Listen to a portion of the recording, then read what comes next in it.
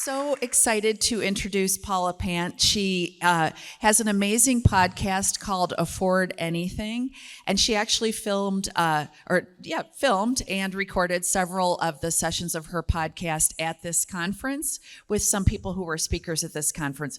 Her podcast has had 30 million downloads, which is a lot. If you look at the top-ranked investment podcasts, because I have an investment podcast, Paula is usually toward the top.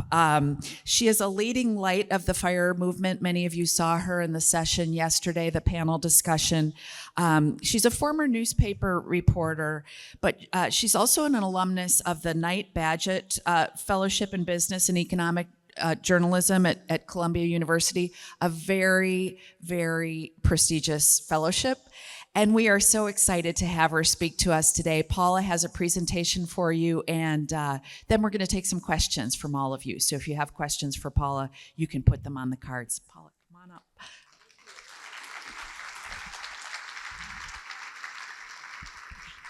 Thank you. I'd like to start by showing you a very short video. This is only 17 seconds, so blink and you'll miss it. But it's a 17-second video that illustrates what I love about coming to a Bogleheads conference, what I love about a weekend like this. Let's take it away. Ready to fight.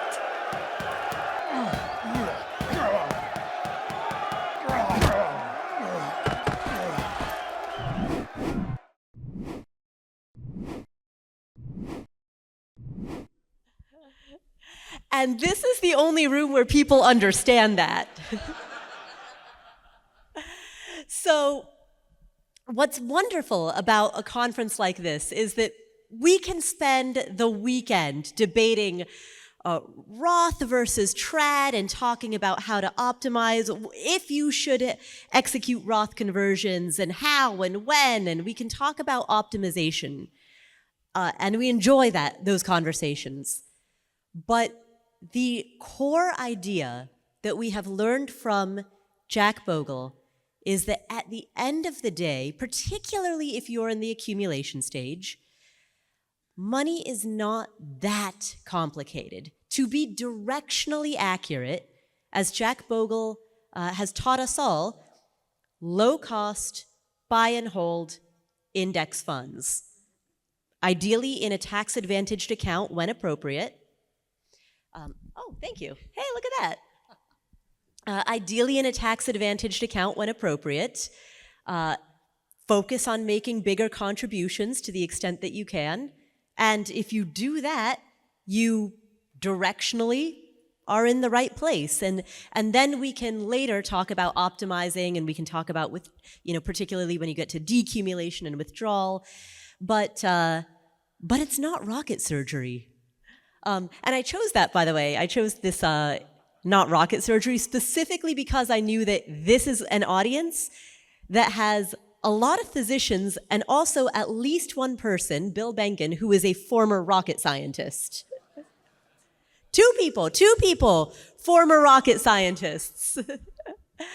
So many of you have done or either are in or have been in professions that are very complicated and that are very high stakes. And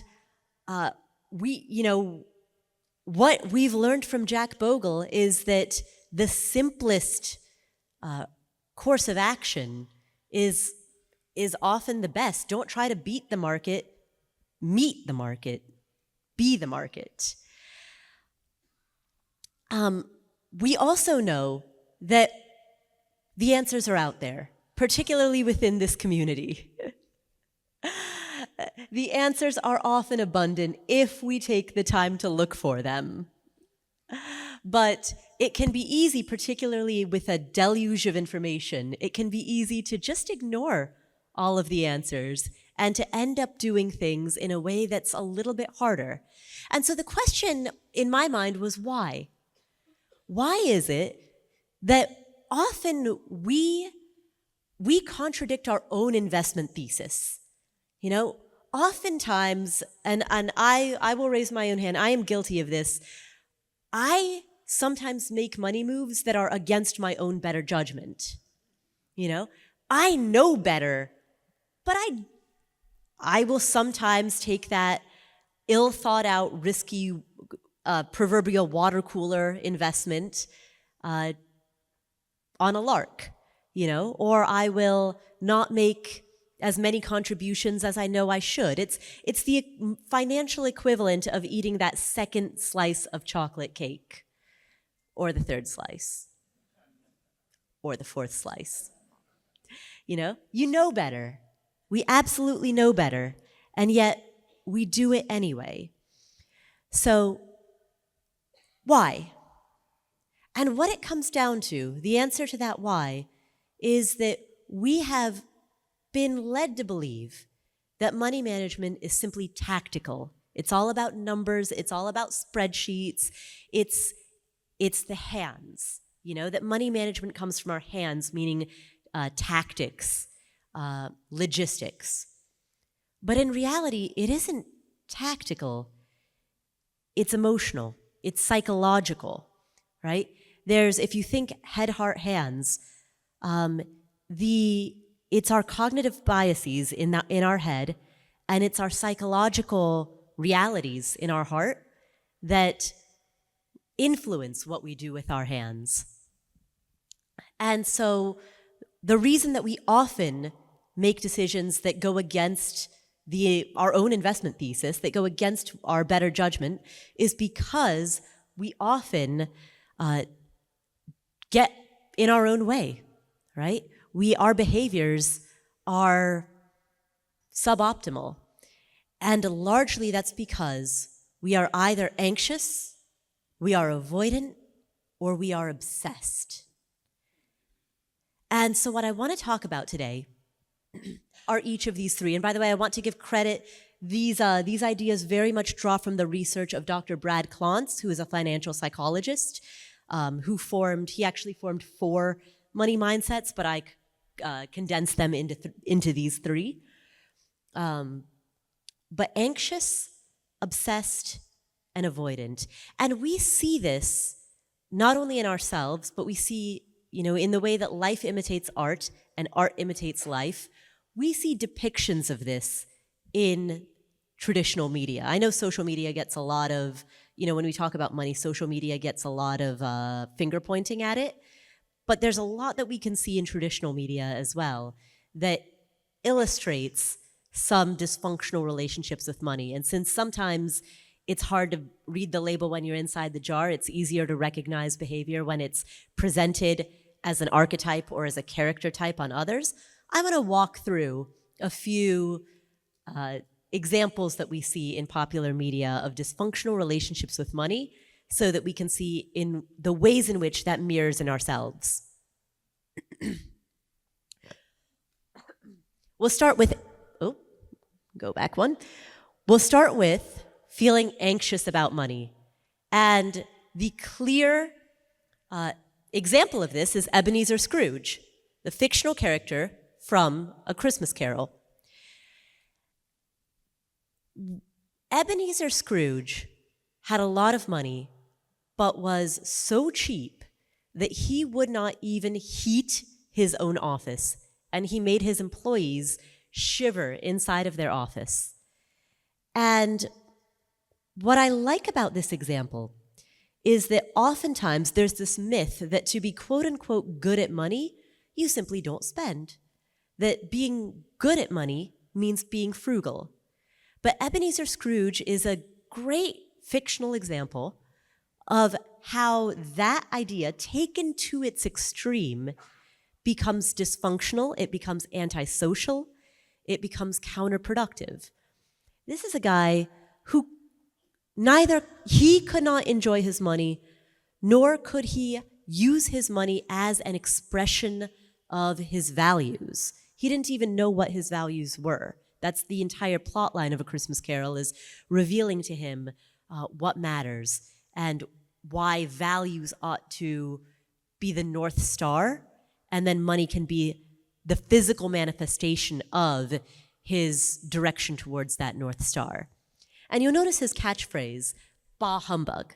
Like, when did he say that? He said that any time that he was presented with the proposal to spend some money. His answer, bah humbug, was his way of deriding or dismissing the idea that he spend a little bit of money to make the lives of the people around him better. And so here's someone who is wealthy, but anxious about money, miserly. Now, another example, and this is a different type of anxiety about money, Monica Geller from Friends. So Monica, and the reason I wanted to highlight both of them is because these are very different types of financial anxiety, right? Scrooge was cheap. Monica isn't cheap towards her friends. You know, she's a good friend. That's the name of the show, after all. But Monica was just very anxious all the time. She, didn't have a catchphrase per se, but she would often, at multiple times during the show, she would say, "Oh, do you know how much these things cost?" as her way of expressing a little bit of stress around money. And over I don't know how familiar you are with Friends, over the span of the show, she ended up in a fairly good financial situation. In the beginning, she was kind of working lower paying jobs, and she had a little bit of career insecurity. But then towards the end, she had a great job. She was happy in it. She was making good money, but she was always anxious. And that anxiety would come out in the way that she fixated on costs. It's a different form of money obsession, which we're going to talk about next. It's this pervasive scarcity mindset that says, I'm not sure that more money is going to come my way, and therefore I feel the need to clutch on to every penny. You know, Monica she's not Scrooge. She isn't cheap towards her friends, but she is anxious. And so, to the extent that either of those characters can show a mirror, right? What are the ways in which we feel anxiety even when external circumstances do not warrant that worry, right? That's the question to reflect on. What are the ways in which old scripts, old behaviors, memories of times in the past when we might not have had enough, what are the ways in which that has stayed with us, even though our actual financial reality today is quite different, but the scars from back when we had less remain, and therefore those dysfunctional relationships with money also remain, right? Those are the questions to ask yourself as we look at some of these characters. All right, let's move to money obsession. This is my favorite. Montgomery Burns from The Simpsons. Now, his catchphrase, excellent. When does he say that? He says it when he is harming others in order to make more money. That's when he says the word excellent. There is an episode in which, Montgomery Burns, for those who aren't quite as familiar with the topic, he is, in The Simpsons, the owner of Springfield's nuclear power plant and the boss of Homer Simpson.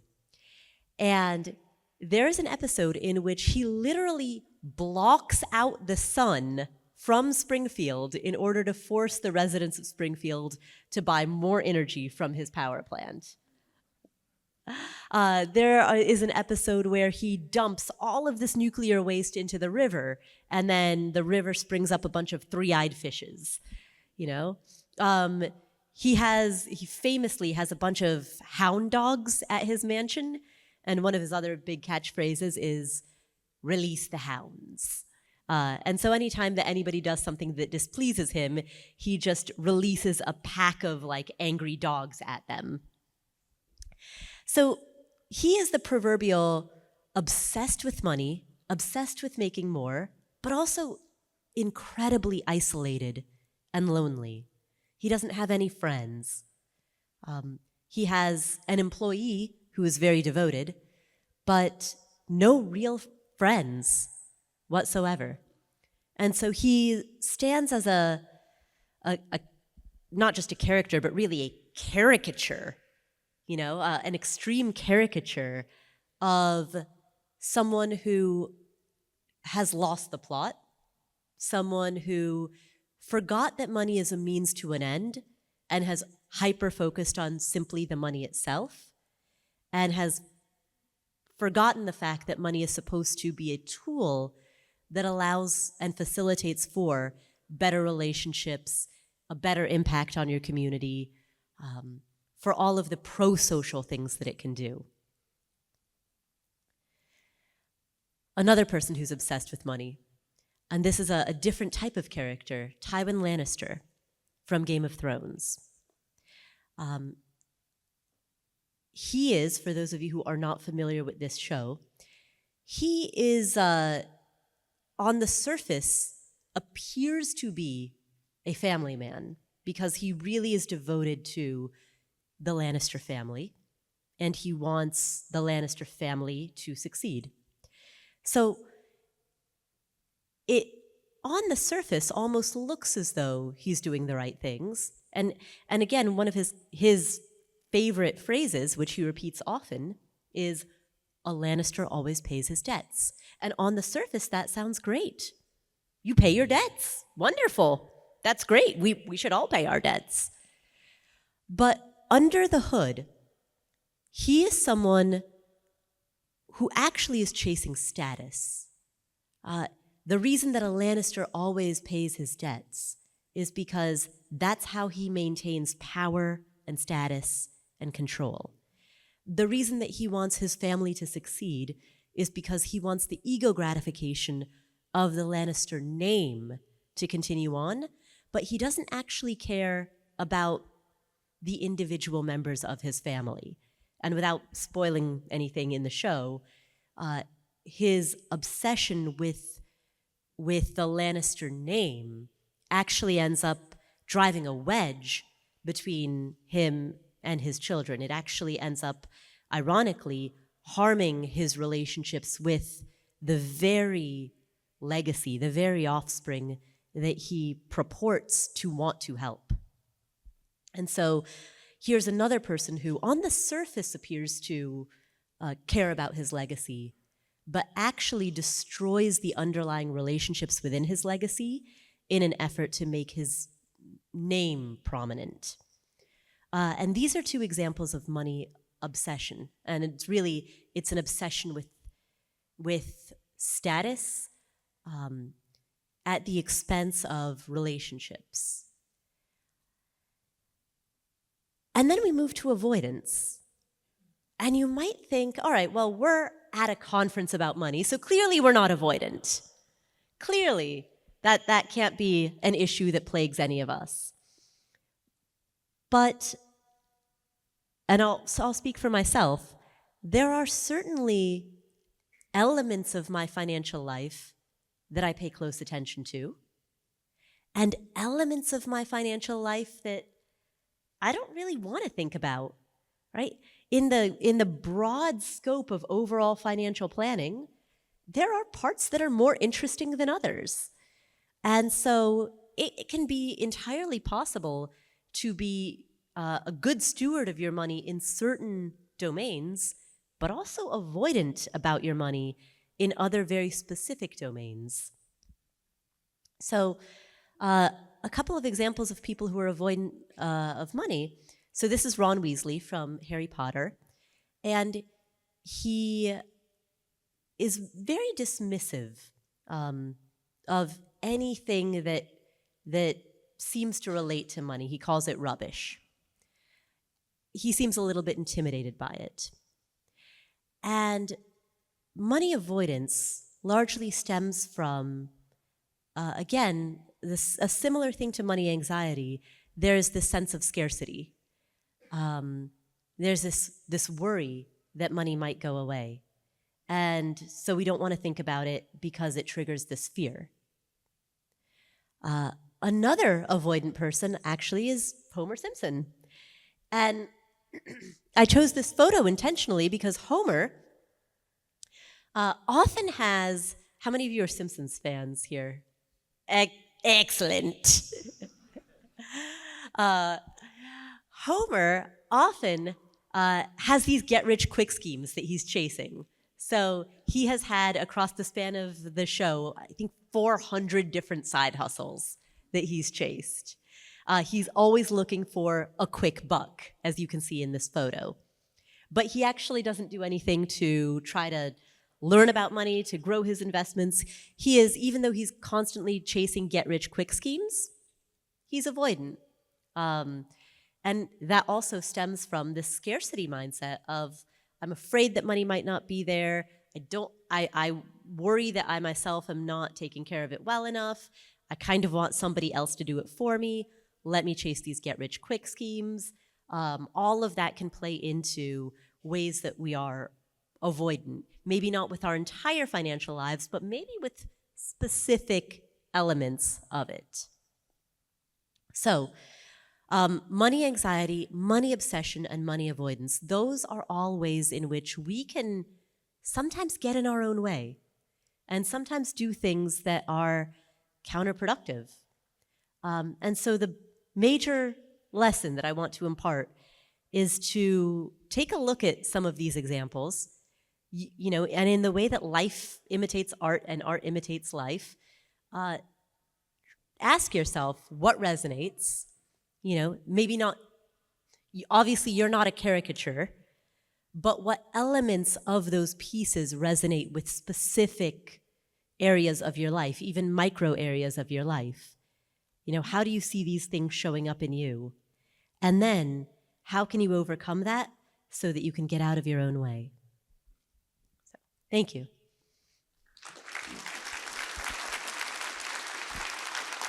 Thank you, Paula. That was fantastic. So we've just gotten a few questions so far. If you have questions for Paula, please do put them on a card, and there'll be someone walking around collecting them. Here's a great question. The person is curious if you have resources for or strategies for couples who are of two different types, e.g. the avoidant married the obsessed person, or the anxious is partnered, or the parent of an avoidant. So tactics for relationships where you have different personalities. Oh, that's an excellent, excellent question. Now I can't say excellent anymore without excellent. Excellent question. So if one person is avoidant, what I would do, I would start not with the money itself, which is a tool, but rather with a vision that you want to co-create together. So what is the ultimate end game? What is the goal? Maybe as a couple, the two of you really want to retire at a certain age, but why? Like, retire and then do what? Maybe you want to travel more. Maybe you want to spend more time with your grandkids. Like, be very, very clear on what that end goal is, because especially to somebody who's an avoidant, money might sound like a solution looking for a problem. Like, what is, the point of paying attention to money is not necessarily immediately clear to somebody who's avoidant, but the point of getting out of a job that you dislike and spending more time traveling and hanging out with your kids or grandkids, that's immediately clear.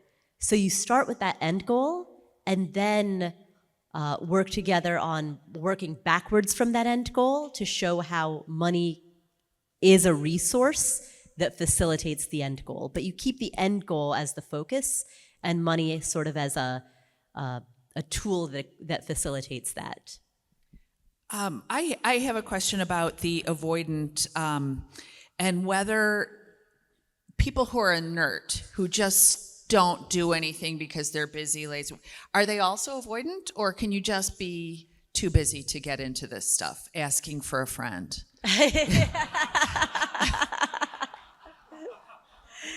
Well, the great thing about low-cost buy and hold index fund investing is it doesn't actually take that much time. True. And so, again, it goes back to the 80-20 of it being directionally, particularly if you're in the accumulation phase, being directionally on the right track is, if you follow the Bogleheads philosophy, very relatively simple. Low fee, index funds, good asset allocation, good asset location, rebalance periodically, and you're done. Great. Here's a good question. If one of these characteristics helped you be successful, but they no longer serve you, what suggestions do you have to enact change to serve you better going forward? Ooh, which character? Was it Tywin Lannister? There's an expression, what got you here won't get you there. So oftentimes there are strategies that we take on that are helpful in a given context, but that become even counterproductive in a different context. So let's look at money anxiety, for example. Maybe being Monica Geller and being, hyper fixating on every penny at a time when you just don't have that many pennies, that can be very, very advantageous. Being ultra, ultra, ultra frugal, being that Monica Geller character can be very advantageous when you don't have a lot. But as you get more and more money, you end up, your time becomes more valuable, and then you end up underselling your time for, what is not very, relative to where you are now, not very much money.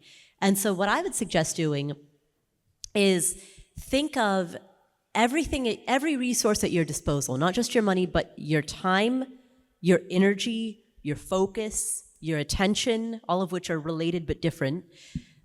Think of each of those as limited resources, and you're trading each one limited resource for another. And so your goal is to figure out what is the right trade-off of time with money. I think this is a related question, Paula. You mentioned the sense of scarcity can linger long after one's circumstances have improved. Do you have any guidance or steps one can use to get over the sense of scarcity and the attendant anxiety? Yeah, that's a hard one. I struggle with this one a lot. Again, it comes back to really placing a high value, not just on your time, because it's easy to lie to yourself about your own time. It's easy to be like, I'm quitting sleep. I'm done. I'm giving it up. Like it's so easy to lie to yourself about your time.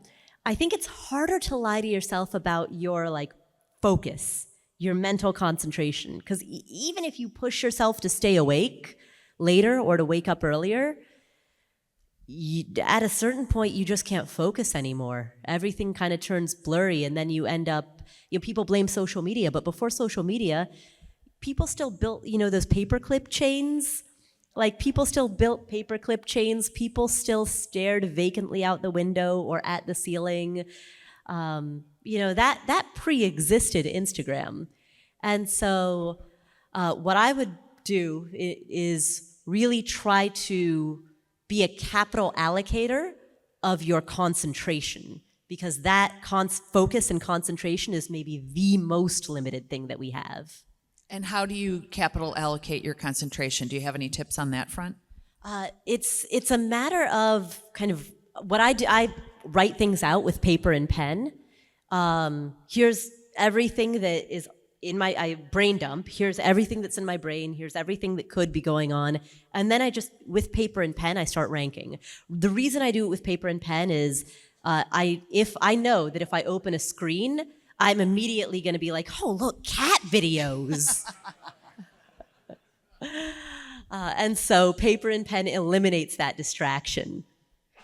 What is the name of the financial psychologist you mentioned? Oh, Dr. Brad Klontz, Klontz. How do you view real estate investing as part of your financial life and profession? I know it's part of your what you've done to become financially independent. So talk about that. Yeah, for me, it's one of many things that I have invested in. So I invest in index funds. I invest in real estate. What's interesting to me is, in terms of like the attention that the real estate component of my portfolio gets, and I should say my portfolio is about 50% real estate, 50% public market investments, and those market investments, personally, I hold all equities. I don't have bonds, but I have a barbell allocation: equities and cash. So my portfolio is 50% market investments, 50% real estate currently. And then there's like a tiny sprinkling of individual stocks, but that's like, I don't know, a small percentage. What's interesting to me about real estate is that it's tangible, it's visceral, it's discrete, and it's a little bit different than the norm. And so that tends to get, I think, not an undue amount, maybe an undue amount of attention, perhaps because of its tangibility. Whereas fewer people ask me about my index funds because, like, big whoop, everybody's got index funds, even though I actually have them in equal proportion in my portfolio. So I view real estate as the fixed income portion of my portfolio, which is the reason that I don't have a bond allocation. So in that regard, I guess I have maybe a bit of a overly conservative portfolio, because if I'm viewing real estate as fixed income, then that means functionally I'm 50% equities, 50% fixed income, which would be conservative at my age. What should people know? I mean, what should they be cut out for in order to have real estate as tangible real estate as part of their portfolios? What characteristics should people have before they do that? So I think that, number one, don't do it if your reason for doing it is FOMO. Like, if your reason for doing it is, well, everyone on TikTok is doing it, that's a bad reason. Do it if you have what I call minimum viable curiosity. And so what I mean by that is, when you were a kid and you were in elementary school, and there were all these subjects. There was reading, there was history, there's chemistry, there's biology, there's math, yeah.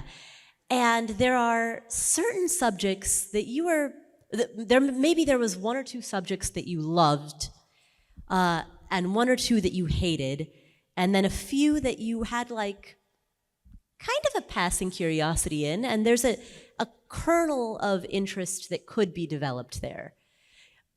For real estate, you want at least that. If you have zero interest in it and you're doing it only because you feel a sense of FOMO, that's the wrong reason.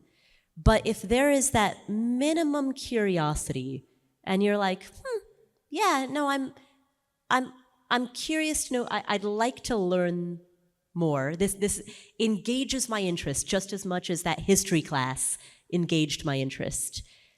Okay, then pursue it, then follow that curiosity, because what I have discovered is that the more I learn about something, the more I realize how little I know, which then fuels my curiosity and my desire to learn more, and then that becomes a self-perpetuating learning cycle.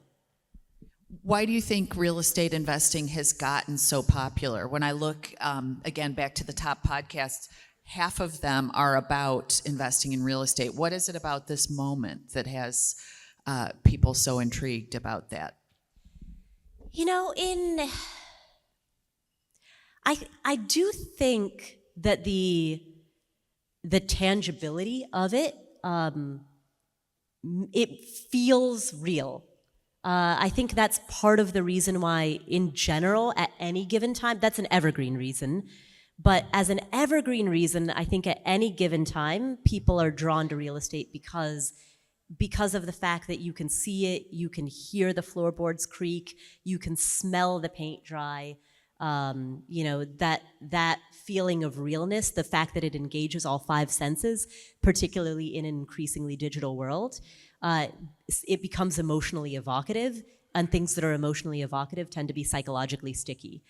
I also think, particularly at this moment in history where we have just had such high inflation, periods of high inflation, we know that tangible assets, art, gold, real estate, that's where people put their money in high inflationary periods. And so it makes sense, particularly now, coming out of a very high inflationary period, and coming out of that huge real estate run-up in 2020, 2021, that people are chasing returns and chasing an inflation protection. This person says, great talk. This was so great. You talked about the three mindsets, but all of them were negative. What is the right mindset? What are the healthy monthly habits that we should all follow? I would say that the quote-unquote right mindset, the healthy mindset, is one in which your money is a reflection of your values. So you treat your money as a physical manifestation of your values and your priorities, and you have an awareness of how your cognitive biases and your psychological fears, insecurities, hang-ups are playing a role in your decision making. We can never get rid of that. That's never going to go away. We're not like, you don't wake up one morning and you're like, I'm healed now, all done, check. Like that is always there. It's simply a matter of learning to recognize it, and learning to not let it control you. Fear never disappears. You just get better at seeing it for what it is. So this question, I'm hoping the person who asked it can help clarify. What do you make of Susie Orman's pronouncement that those with only $2 million for retirement will burn up alive? Are you familiar with this, Paula? Oh, yes. Oh, good. Then run with it. Okay. This person is referring to a 2018 interview that I did on my podcast, in which Susie Orman came on the Afford Anything podcast, and my opening question was, what do you think of the FIRE movement? And her response was, I hate it, I hate it, I hate it. And let me tell you why.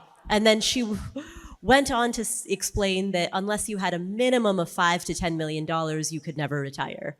But strangely, that applied only to early retirees and not to traditional, age 65 plus retirees, for reasons that she could not explain. I tried to press her on. I was like, wait a minute, so I can retire at 55 with 10 million, but at 65 with 2 million? Can you math that out for me?